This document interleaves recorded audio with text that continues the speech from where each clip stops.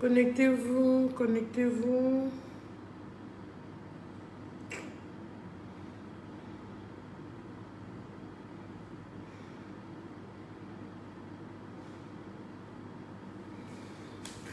Connectez-vous, vous êtes là? Je vois pas les commentaires. Vous êtes là? Quelqu'un me dise bonjour?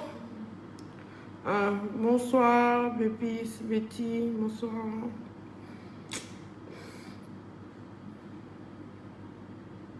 Coucou Boris, salut. Bonsoir Oleg, bonsoir. Connectez-vous, comment vous allez? Bonsoir Kezia. Nel, coucou. Ellie, ça va? Grâce, est-ce que tu as parti de ma vidéo? Pourquoi ma chérie? L'impératrice, bonsoir maman. Vous êtes là? Oui, vous êtes là, vous êtes là. Figurez-vous que maman Pauline, c'est une veuve. Vous voyez les choses de Dieu. Quand je dis aux gens que Dieu a décidé que je dois aider seulement que les veuves et les orphelins, c'est un truc de malade. Quand ma femme est venue me porter plainte, je ne savais même pas qu'elle était veuve. Je ne savais même pas qu'elle était veuve. Mais son histoire m'a touchée. Son histoire m'a touchée. J'ai dit non, je vais me déplacer. Parce que ce n'est pas tout le temps que j'ai envie de me déplacer. Mais là, j'ai dit non, je vais me déplacer. Cassandra, oh. La tête de mon chargeur, je ne sais pas où c'est resté. Oui.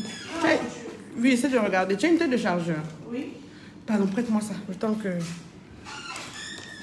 Donc, quand on parle là, finalement, quand j'ai arrêté de filmer et tout ça là, ce sont mes agents qui ont écouté un peu comment les autres parlants font. Ils ont entendu la doc en fait. Et ils sont venus me dire merci chérie.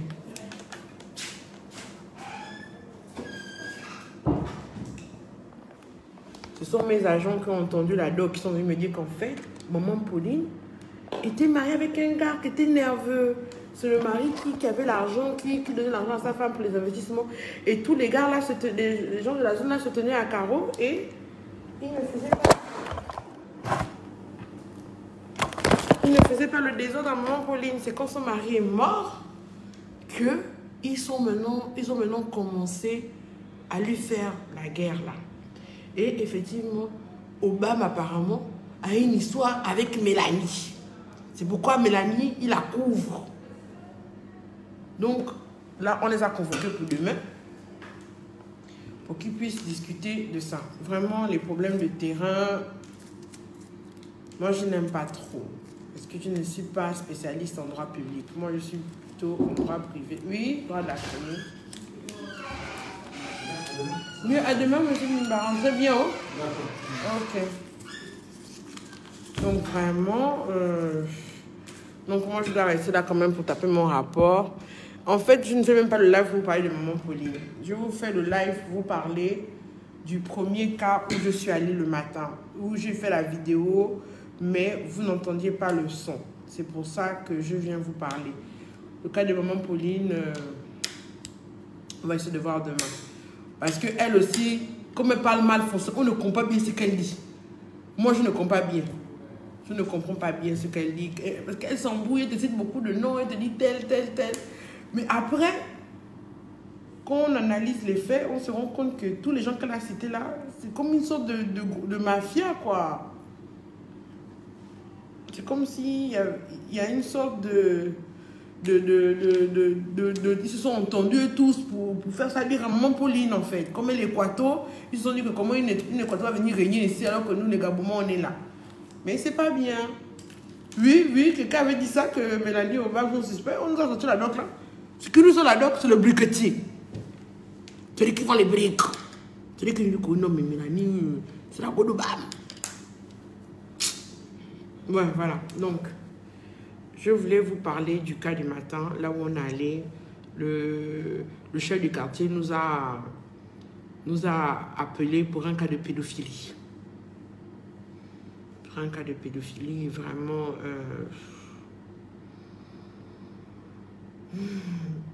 Et vendredi, avant de partir, j'ai encore eu un autre cas. Je vais vous en parler, c'est un cas délicat. C'est vendredi, on est là, on s'apprête à partir. Vendredi, la semaine dernière, on s'apprête à partir. Quand mes agents ils me disent que oh non, madame, il y a une jeune fille là qui est désespérée, qui veut vous voir, elle pleure et tout. Au fait, là, venir, c'est une lycéenne. Une lycéenne qui est venue pour me voir, pour m'expliquer qu'elle ne peut plus aller, elle ne peut plus retourner chez elle, elle ne peut plus aller vivre avec sa mère parce que sa mère là-bas. Elle dit, ah, toi, tu vas comment tu es monté, tu fais le banditisme et puis tout ça là. Elle nous a raconté, elle avait même les cicatrices au bras, au dos, comment la mère la frappe, la colle. Je dis, ah, comme si la protection de l'enfant, c'est une mineure, j'ai appelé la mère, j'ai dit à la mère que l'enfant était là. J'ai appelé la tante que mon enfant racontait que oui, c'est sa mère, c'est elle qui la protège un peu de sa mère. Finalement, on a découvert des trucs sur ça. Donc, j'étais déjà un peu choquée. Je me dis, bon, il y a des mères aussi qui sont dangereuses pour leurs enfants. Hein. J'étais dans cette réflexion, mais le cas du matin. Le cas du matin, c'est le beau-père qui a violé l'enfant. C'est le beau-père qui a violé l'enfant, qui a couché avec l'enfant, le mari de la mère. L'enfant est venu avec le chef du quartier, ici dans mon bureau, m'expliquer que c'est son beau-père qui l'a violé et que sa mère ne la croit pas. Je dis, comment ça? Elle dit, non, j'ai expliqué à moi, maman ne m'a pas cru et tout. Le maman dit maintenant que je suis là, sa rivale, elle me fait le bruit à la maison. Donc, elle est maintenant entre le mari de sa mère et sa mère qui lui font la guerre à la maison. Elle ne peut plus vivre là-bas. Elle veut être émancipée.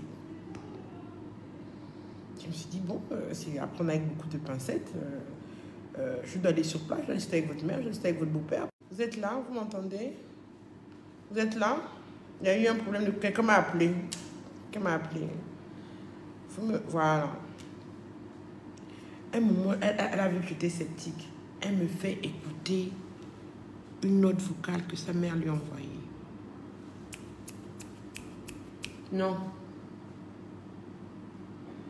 Elle dit que la mère l'a insisté comme un poisson pour émir. Une seule phrase qui a fait boum dans ma tête. Elle dit comme un enfant, je vais te livrer aux sorciers.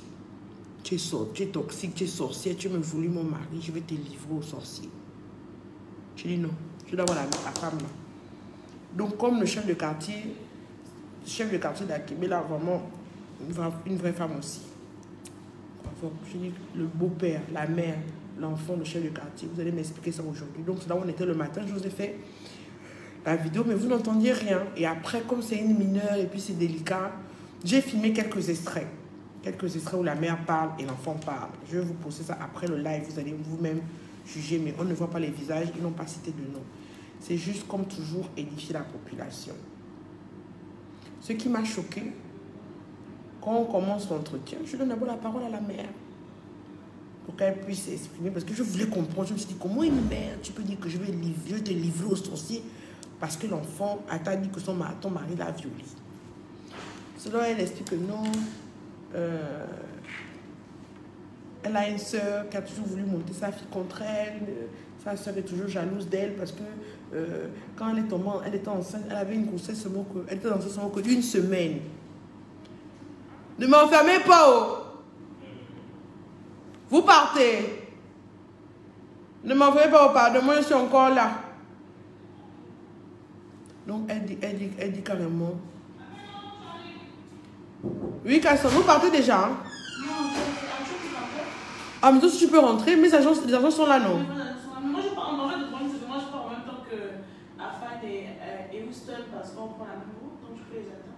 Mais Afan et Houston peuvent partir, j'ai deux autres agents, non? Les autres agents sont déjà partis. Non, ils sont tout connus.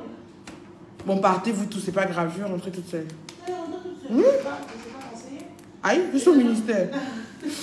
Les agents doivent pouvoir partir. C'est plus sécurisant. Non, c'est bon. Ok, me faire quoi? Moi, je suis une go de la suite. Hein. Oui, je sais. Bon, j'arrive pour de faire un live, j'essaie de terminer, mais j'ai quand même des trucs. Je voulais rédiger 2-3 trucs. Bon, je leur demande quand même, mais c'est pas grave. En tout cas, ceux qui veulent avancer peuvent avancer. D'accord. D'accord. Donc, elle m'explique qu'elle était enceinte d'une semaine quand elle est tombée sur le beau-père. Que le beau-père a pris la grossesse dès le début. Il a dit non, n'avorte pas, moi je t'aimais comme ça avec la grossesse là et tout. Donc le gars a tout fait, il a doté, il a épousé. Donc vraiment il élève l'enfant, il a vu l'enfant la naître et tout. Mais à chaque fois que la fille elle a commencé à dire à l'enfant, l'enfant a à peine 11 ans, que oui, ton mari là, il regarde mal l'enfant. L'enfant vient de me dire que ton mari la regarde mal et on dit qu'il veut lui mettre les doigts et tout et tout. Je n'ai pas cru. Je me suis de côté, je me suis dit, mais comment elle peut accuser mon mari, comment elle peut accuser l'enfant comme ça?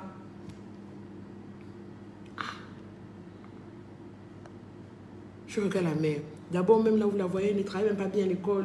C'est moi qui la pousse pour qu'elle travaille bien à l'école. Elle était en 6e, elle a échoué. Je l'ai mis en 5e, elle a échoué. Je l'ai mis en 4e, elle a échoué. Là, je l'ai mis en 3e, elle a échoué. Tout ça, l'enfant ne parle pas. La chef de quartier ne parle pas. C'est seulement la mère qui parle. On écoute la mère. Elle raconte, elle raconte, elle raconte, elle raconte. En gros, son mari n'a rien fait. Son mari est le meilleur père du monde.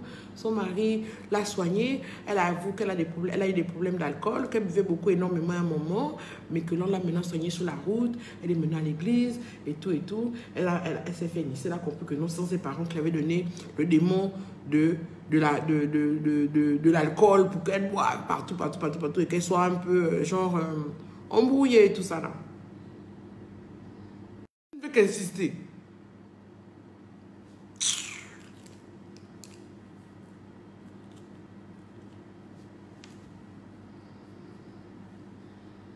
Excusez-moi, ça.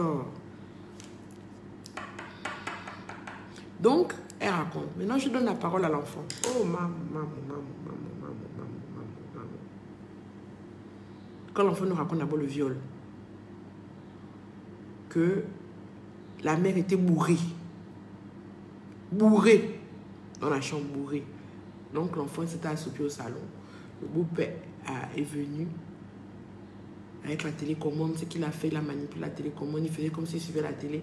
À un moment, elle a senti comme si on lui mettait le slip à côté et qu'on mettait les doigts. Mais elle dit qu'à ce moment précis, elle ne sait pas pourquoi. Elle avait comme un poids sur sa poitrine. Elle avait comme un poids sur elle. Elle n'arrivait pas à crier, elle n'arrivait pas à parler, elle n'arrivait à ne rien dire. Elle n'arrivait pas à parler et tout. Le monsieur l'a violée, mais elle n'a pas saigné. Et que le matin, en pleurant, elle a raconté à sa mère. Elle dit que sur le coup, sa mère a bien réagi. Elles sont à l'hôpital. La mère a appelé tous les parents. Oh, regardez ce que mon mari a fait. Oh. Jusqu'à appeler le vrai père géniteur de l'enfant. Oh. En sortant, la fille dit qu'on sort de l'hôpital. On est en train de rentrer à la maison. Ma mère dit qu'elle arrive. Le temps que j'arrive à la maison, ma mère a changé. C'est maintenant la mère qui crie sur elle. Mais qui dit, oh, tu as inventé ça. C'est faux. Ton père ne se reconnaît pas dans ça. Il ne se reconnaît pas dans ça. Il ne se reconnaît pas dans ça et tout. Ce que tu racontes là, c'est n'importe quoi. Tu mens. À partir de là, son calvaire a commencé. Son calvaire a commencé parce que la mère buvant énormément, le beau-père casse la gueule à la mère quand elle boit. Et il dit maintenant à la fille que non, quand ta mère boit, tu m'appelles, tu me dis qu'elle est en train de boire. Et l'argent des propos, tu ne donnes plus à sa famille, donne maintenant à sa belle-fille. Non, comme toi tu bois, tu es irresponsable, c'est toi qui dois gérer l'argent. Donc la mère, quand elle boit le vin, elle crie dans le quartier, oui, vous trouvez ça normal? Ma fille est ma rivale. C'est ma fille qui vole mon mari. Oh, le chef de quartier atteste. C'est elle qui vole mon mari. Elle veut me voler mon mari. Une bordel comme ça, au lieu de sortir avec les vrais hommes, vous amener l'argent. Toi, c'est mon mari que tu as trouvé. Jusqu'à un jour, maintenant, la fille nous raconte que, là, parce qu'elle a fugué de chez elle, en fait. Elle nous raconte que la mère est rentrée bourrée. Elle est là à la douche, elle est en train de se laver les douches de dehors, là, mais ils ont une barrière quand même qui se ferme. Donc, elle est en train de se laver. La mère bourrée au salon, les enfants en train de courir, donc elle se lavait vite pour aller faire à manger. Avant que le beau-père ne rentre, comme c'est maintenant elle, la femme de la maison. Quand le beau-père rentre, il voit la femme bourrée. Oh, il appelle la petite. Elle dit, ah, je sors de la douche, le temps que je m'habille, viens ici, c'est moi qui t'appelle. La mère a dit, pourquoi tu ne m'as pas appelé? Ah, je veux t'appeler comment? C'est ma mère, parce que quand je te dis qu'elle a habitué qu'on venir, tu l'as frappée et tout. Après, tu dis que c'est moi qui dis. Après, elle a pensé que c'est moi qui fais ça pour lui faire du mal. Non, moi, je ne pouvais pas. Je ne vais jamais t'appeler comment on va faire. Va boire. Bon! Il gifle l'enfant. Quand il gifle l'enfant comme ça, là, elle tombe dans le caniveau. Quand elle tombe dans le caniveau comme ça, là, il la tire par les cheveux. Elle dit qu'elle est ressortie là. Non. Elle dit qu'elle a vu les asticots, les orgues sur elle. Elle est nue parce que le panier.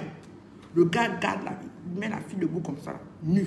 Il est là en train de regarder l'enfant nu. En train de se rincer l'œil. Oui, en train de faire bien le nerveux. Oui, c'est quoi? C'est moi qui paye tout dans la maison là. C'est moi le chef du quartier, c'est moi le chef de la maison, c'est moi le chef. Quand je te demande de faire quelque chose, tu fais, tu n'as pas discuté avec moi. Tu te prends pour qui pour discuter avec moi quand je te demande de faire quelque chose? Non, non, non, non, non. La mère est là, bourrée. Pendant qu'elle est en train de conduire la fille sent que non, le gars va lui faire du mal. Il ferme la porte à clé, il a fait dormir sur la terrasse. Elle dit que c'est là où sa copine a balancé le céréal par la barrière. Qu'elle a pu se laver avec elle pendant une semaine, tout son corps démangé. Je dis que la mère à côté, c'est faux, c'est faux, c'est faux. Mon enfant, 9 mois. Ah! Mon enfant, que je souffrais à mettre au monde. J'ai la césarienne, tout. Les douleurs, la souffrance de ça. Tu viens, tu me bâtonnes mon enfant, tu me violes mon enfant. Attends.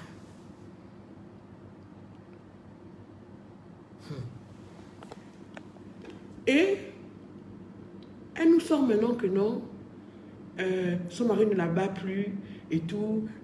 Il est innocent. Je dis, mais d'abord, votre mari, on l'avait convoqué pour qu'il vienne aujourd'hui. Pourquoi il n'est pas venu à la convocation? Oh non, il n'est pas là parce qu'il voyage, donc il devait aller au CEDOC et tout. Je dis, voyage quand? Oui, il voyage demain. Je dis que donc quelqu'un voyage demain, c'est aujourd'hui qu'il va au CEDOC. Madame, vous nous prenez pour des idiots. Vous nous prenez pour des idiots. Cet homme a violé votre fille. Et la fille dit que non. Elle m'a même dit que, à un moment donné, quand elle a su que je suis venue voir, elle me dit quand même que, ah ma fille, même si tu as vraiment violé, laisse à Dieu, remets à Dieu. Je fais cette vidéo-là pour interpeller les mamans. Et ce qui m'a fait mal dans l'histoire, c'est que la petite, elle a fugué, mais elle vit où? Chez un homme. Elle a fugué de chez sa mère parce qu'elle m'a dit qu'elle est devenue rebelle, la douleur de ça, même étudier. Quand elle est en classe, elle n'arrive pas à étudier, elle ne veut plus rester chez sa mère, elle ne veut plus rester chez son beau-père. C'est vrai que le viol remonte il y a 2 ans, mais ça fait 2 ans qu'elle souffre, 2 ans qu'elle est martyrisée, 2 ans qu'elle essaie de s'échapper de ça. Et qu'est-ce qu'elle a fait? Elle a allé chez un homme. Alors qu'elle a une mère. Ne pas avoir de père. Mais une mère. J'ai l'habitude de voir les hommes qui font des bêtises, qui démissionnent, qui ne s'occupent pas de leurs enfants, qui ne font rien. Mais une mère. Et la mère fait ça pourquoi? Parce qu'elle ne travaille pas. Parce qu'elle n'a pas d'argent. Elle dépend totalement de l'homme. Si elle bouge l'homme la bouge. Elle va vivre. Et sinon, je dis à sa fille, ma chérie, je te comprends, hein, mais tu es en train de refaire les mêmes erreurs que ta mère. Tu vas aller habiter avec un homme à ton âge là pour aller où? L'homme va te voir comment? L'homme va savoir qu'il est ton père et ta mère, qu'il est ton Dieu, puisque tu ne dépends que de lui. Et là où tu ne travailles pas, tu ne t'es arrêté qu'au BEPC. Tu vas gagner ta vie comment? Et si tu viens avec cet homme, il te fait un enfant. Il te bombarde un gosse. Tu es morte en guerre, ma chérie. Tu es morte en guerre. Tu vas avoir un enfant, tu vas rester là, tu ne vas pas travailler. Et le gars, si le gars est bien, parce qu'il y a des hommes qui sont bien, qui peuvent accepter. Mais quand l'homme sait que du début jusqu'à la fin, tu dépends de lui. Comme la mère, hein, comme la mère est là. J'ai compris ça, que la mère n'arrive pas à quitter. Hein, il a dépensé 1,5 million pour soigner l'enfant. Quel enfant? Son enfant qu'il a eu avec la femme. Donc, toi, tu es fier de dire que mon mari a dépensé 1,5 million pour l'enfant quand l'enfant était malade. C'est son gosse. C'est son gosse. S'il dépense 1,5 million pour son enfant qui est à l'hôpital, bah, c'est normal. Elle est en train de faire ça comme si c'était un exploit. Comme si il a même payé 2 pantalons Moutouki. C'est à la maison là-bas. Si elle vient, prend, elle porte. Il lui paye même les habits. Il lui paye même les chaussures. Il te traite bien. Pourquoi tu fais ça? Pourquoi tu salis son nom? Jusqu'au bout, elle était en train de travailler, de prendre la part de son mari. J'ai dit, mais madame, est-ce que vous entendez le témoignage de votre fille? Est-ce que vous voyez dans quel état est votre fille? Vous pensez qu'une fille va quitter ses parents pour aller vivre chez un homme? Et la mère, quand l'enfant va vivre, la mère fait quoi? Elle arrache la tenue de l'enfant, elle garde la tenue de l'enfant par devers, que comme tu allais vivre chez un homme, tant que tu ne viens pas, tu ne vas pas aller à l'école, ta tenue est avec toi, parce qu'ils savent que la fille veut tout faire pour terminer ses études. J'ai dit, ah maman, c'est pas seulement l'école, genre... Je vois la fin. C'est pas seulement l'école, la voie principale, mais aussi les formations. Mesdemoiselles, vraiment, je ne sais pas combien de jeunes filles me suivent, mais je vous assure, que votre rêve ne soit pas que oh, je tombe sur un homme riche qui va régler tous mes problèmes. Mes chéris, ça n'existe pas. Si tu trouves, tant mieux. Mais si tu ne trouves pas, tu vas faire comment? Tu vas sortir avec tous les hommes riches du Gabon. Qu'est-ce que tu as trouvé le bon? Pourquoi est-ce que tu ne serais pas une femme riche qu'un homme va chercher à épouser? Allez à l'école. Suivez une formation. Parce que demain, on te violer l'enfant, tu ne pourras pas dire A ou B. Parce que tu n'as pas un endroit où aller. Bon, ça c'est elle. Moi, même si je n'ai pas où aller, tu ne peux pas me violer mon enfant. C'est faux. C'est ça, c'est faux. Tu ne peux pas me violer mon enfant. Au nom de Jésus, tu ne peux pas. Il faut aller à l'école. Il faut aller à l'école. Je vois de ces choses, je dis oui. Il faut aller à l'école. Il faut avoir un travail. Il faut avoir des revenus fixes. Donc là, on va convoquer le beau-père. La jeune fille a dit qu'elle ne porte pas plainte à cause de ça parce que sa mère est enceinte du 9e gosse. Donc là, elle ne peut pas porter plainte contre sa mère parce que sa mère est enceinte. Elle ne veut pas que sa mère la maudisse. Sa mère a déjà dit qu'elle a livré au sorcier et tout, et tout, et tout, et tout. Elle m'a dit, oui, non, je n'ai pas dit, mais madame, quelle que soit votre colère, comment vous pouvez dire à votre fille, je vais te livrer au sorcier? Mais vous ouvrez la porte pour que les sorciers viennent tuer votre enfant?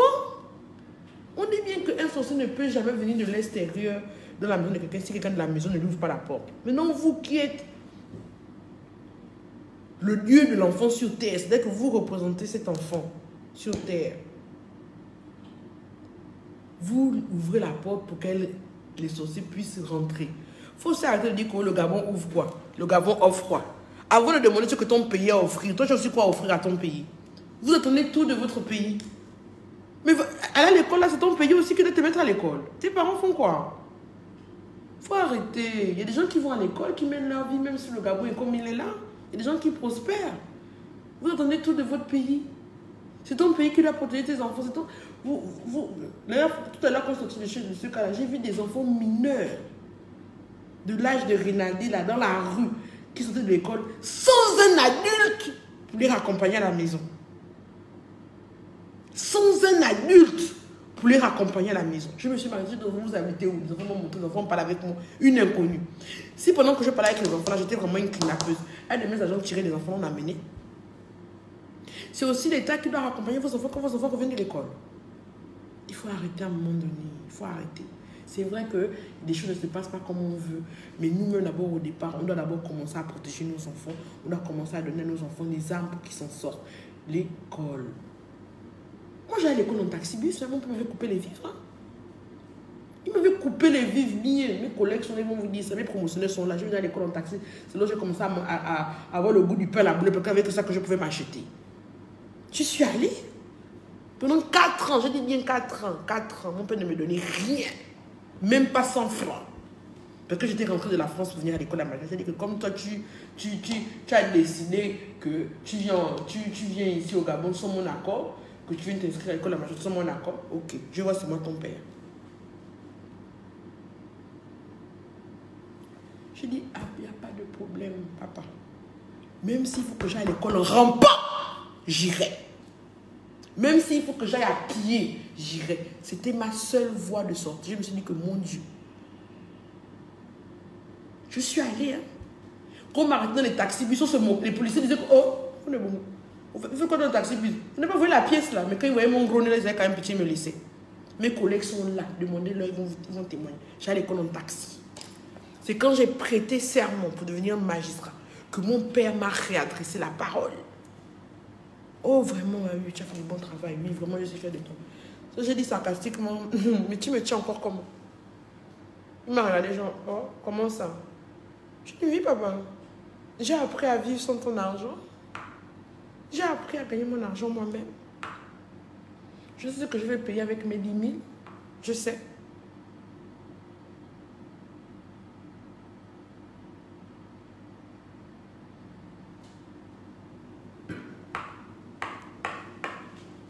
Moi, avec 10 000, je vis. Je paie mon riz, je paie ma sardine, je vis. Je n'attends rien de mon état. Je fais ce que moi j'ai à faire. Je n'attends rien du Gabon. Je fais ce que moi j'ai à faire. On me jette là au désert, là, avec mes mains, mon cerveau, je oise le système. C'est une mentalité. Il faut arrêter d'attendre que quelqu'un me fasse ça, que tu me proposes. Toi-même, tu es là, tu fais quoi? Il faut arrêter. Il faut arrêter. Il faut arrêter. Il faut arrêter aussi à un moment donné de tout mettre sur une entité, que c'est ça, vous proposez quoi, vous faites quoi, vous faites quoi, vous faites quoi. Non, il faut arrêter. Ce genre de raisonnement ne me plaît pas. D'accord? Ça ne me plaît pas. Donc, je vous disais quoi? Donc, elle dit, mais non, j'essaie de conseiller l'enfant que c'est bien beau. Là, tu vas chez l'homme. Tu es encore mineur. Hein? C'est vrai que tu seras majeur dans quelques temps, mais tu es encore mineur. Il te garde. Moi, je dois le voir, ce monsieur. Je veux le voir. Interdiction de grossesse. Si elle m'écoute, si elle est intelligente. Mais d'un côté, je la comprends, elle a été traumatisée. Tu imagines, tu as été violée. Elle considérait ce monsieur comme étant son père. Son père l'a violée. Et quand elle s'est confiée à sa mère n'a pas pris sa défense. Au lieu de prendre sa défense, elle a acculé encore sa fille. Elle a encore acculé sa fille. Et tous les cas que je reçois là, je ne vous l'ai jamais dit, depuis JP, je me rends compte que quelque chose se passe. Parce que moi, à la base, je vous dis la vérité aujourd'hui, je n'étais pas censée être là l'année là. Je n'étais pas censée être là cette année. C'est à cause de la promotion là qu'on m'a mis aux affaires sociales du ministère de la Justice là, que je suis là. Je partais déjà à Abidjan. J'avais déjà cherché mon appartement à Cocody-Danga. L'année après l'installation, la rentrée judiciaire, là, moi j'étais censée partir. Mais je ne sais pas ce qui s'est passé par décret. On m'a nommé ici. Et à cause de ça, je suis restée là. Donc tous les cas que je reçois, je me dis, mon Dieu, si j'étais partie, si Dieu touche mon cœur pour que... Il y a des dossiers que tu traites juridiquement, tu ne bouges pas de ton bureau, mais des dossiers où tu sens qu'il faut que tu ailles sur place. Et quand tu sens que tu vas sur place, quand tu arrives, tu découvres généralement que c'est un orphelin. Je découvre généralement que c'est une veuve. Je découvre généralement des choses qui me font comprendre pourquoi Dieu a suscité mon cœur pour que j'aille aider cette personne. Donc c'est pour vous dire à vous tous que nous tous on a un don, on a une mission sur cette terre. Un seul doigt ne peut pas laver un visage. Un seul doigt ne peut pas laver un visage. Il faut que une main, c'est une main, une unité, chacun avec ses différences. Donc c'est pourquoi moi je fais ces lives. Je ne fais pas ces lives pour le buzz. Je ne fais pas ces lives pour être aimé ou apprécié.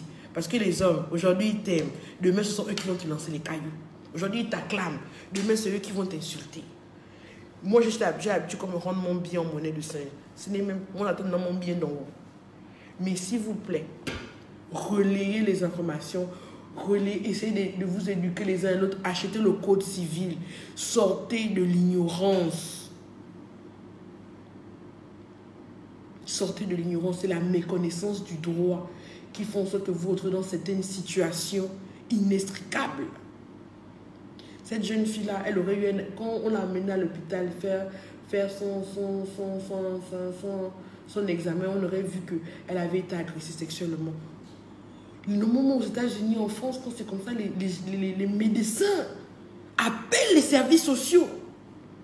Et moi, je vais instaurer ça que dès qu'on voit qu'une mineure a été dépucelée, il faut qu'on nous appelle, il faut qu'on nous prévienne. Parce que c'est comme ça qu'on va commencer à bloquer ces personnes, ces hommes qui pensent que les enfants sont les enfants de leur femme, qui n'ont pas mis au monde, sont leur deuxième femme. C'est grave. Aujourd'hui, moi je suis une mère célibataire. On est nombreuses mères célibataires. Mais là, c'est une des raisons pour laquelle moi j'ai peur de me marier. Parce qu'il y a un jour, tu ne seras pas en case, man. Il y a un jour, tu ne seras pas là. Et ce n'est pas écrit sous son front qu'il va te ken les enfants. Ce n'est pas écrit sous son front. Tu fais comment pour détecter ça? C'est grave. Moi, ça me prend le cœur. Ça me prend le cœur. C'est une des raisons. Parce qu'à un moment, tu écoutes tellement d'affaires sales. Moi, là, c'est maintenant que je laisse même mon chauffeur, là. Genre, il peut aller faire une course avec mes filles, il revient. Avant. Je vais aller avec mes enfants seuls. Il faut que la nounou soit là. Ça fait peur. Ça fait peur quand tu vois des beaux-pères qui violent leur belle-fille, qu'ils ont même élevé, qu'ils ont vu bébé. Quel désir tu as pour violer l'enfant que tu as élevé jusqu'à l'âge, tu montes sur elle. Et puis quelle mère. Mesdames, un homme qui couche avec ta fille ne t'aime pas. Un homme qui éprouve du désir pour ta fille ne t'aime pas. Quel que soit l'argent qu'il te donne, quel que soit le confort qu'il te donne, c'est diabolique. Ce n'est pas simple. Ne reste pas là. J'ai tellement de cas à vous raconter que comment dire, il y a même l'embouteillage dans ma tête. Il y a même l'embouteillage dans ma tête. Quand on voit déjà un homme qui il y a maintenant même les hommes qui pètent maintenant les petits garçons. Il y a des William, comme on me disait.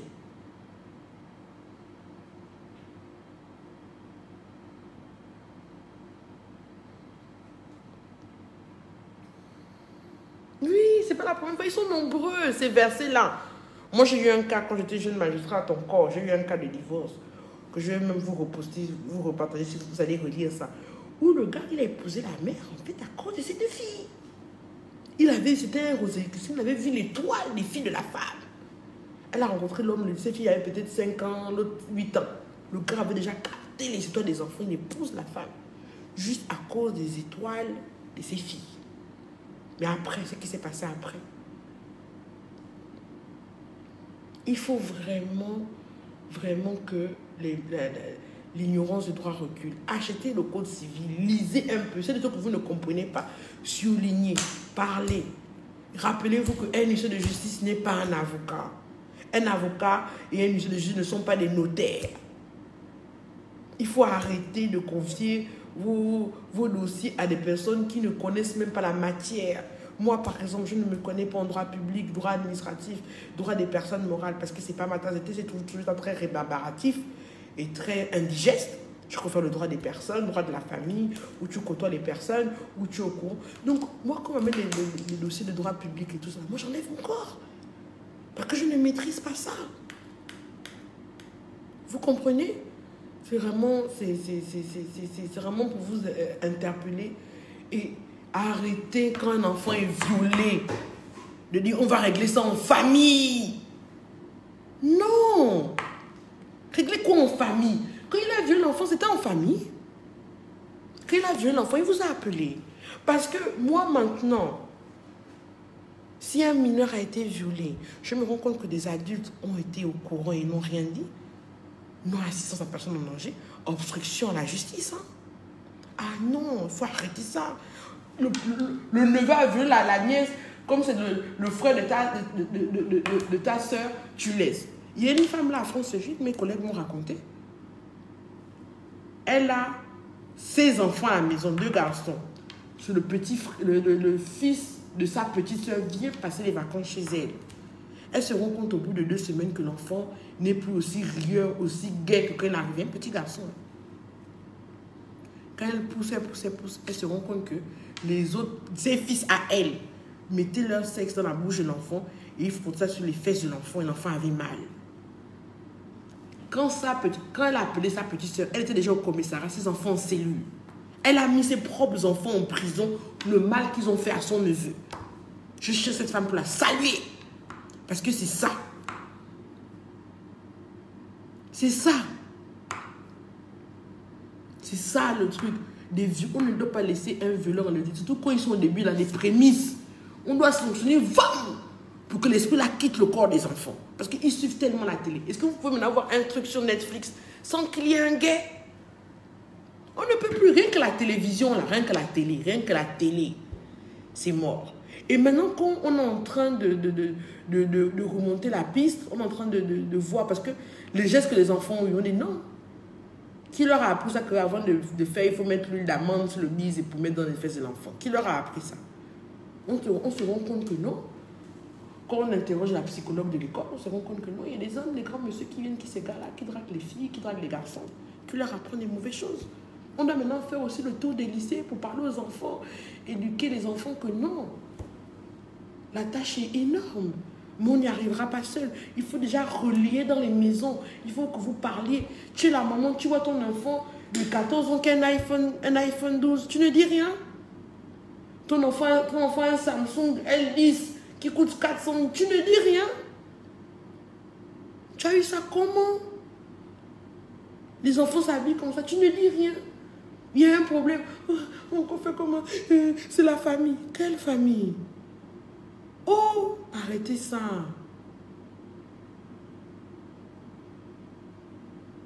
Arrêtez ça. Arrêtez de régler les problèmes de viol en famille. Parce que la victime, le fait qu'elle ne puisse pas exprimer le traumatisme qu'elle a vécu, le fait qu'elle voit son agresseur impuni, vous savez ce qu'elle ressent dans son cœur?